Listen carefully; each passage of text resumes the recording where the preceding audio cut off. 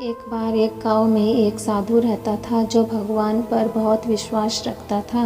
एक बार वह साधु पेड़ के नीचे बैठा था और भगवान को याद कर रहा था, तो अचानक वहाँ बाढ़ आ गई। चारों तरफ पानी ही पानी हो गया। सब लोग अपने आप को बचाने के लिए ऊपर पहाड़ की तरफ भागने लगे। उनमें से एक आदमी देखा कि अभी भी साधु जी भगवान की तपस्या कर रहे हैं। वह सोचा कि यह अपने आप को बचाने के लिए कहीं जा क्यों नहीं रहे। तो उसने साधु से बोला, अरे आप कहीं जा क्यों नहीं रहे हो? आप भी मेरे साथ ऊपर पहाड़ की तरफ चलो, नहीं तो डूब जाओगे।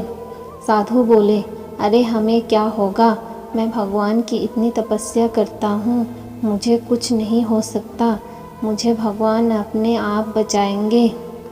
धीरे धीरे पानी साधु के कमर तक आ गया।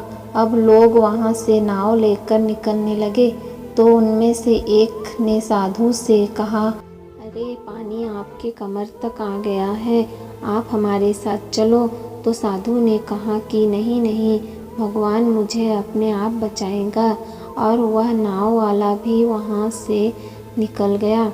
कुछ देर बाद पानी इतना बढ़ गया कि साधु के सर तक पहुँच गया और अब लोगों को बचाने के लिए हेलीकॉप्टर निकलने लगे। एक हेलीकॉप्टर साधु के पास आया, जो कि आखिरी हेलीकॉप्टर था।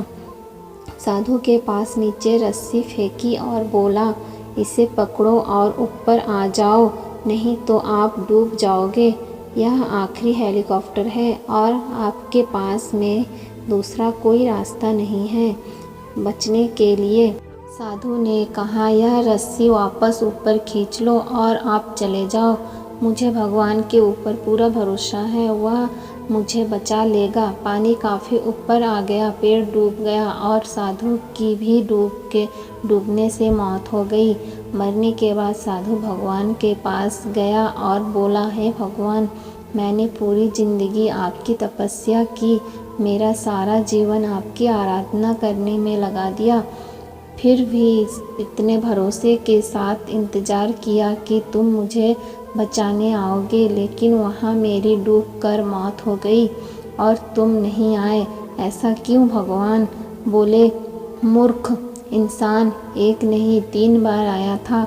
वह तीनों बार मैं ही तो था, पहला पैदल, दूसरा नाव के द्वारा और तीसरा हेलीकॉप्टर के द्वारा, लेकिन तुमने मेरी एक भी अवसर पहचान नहीं पाए। पता नहीं किसका इंतज़ार कर रहा था।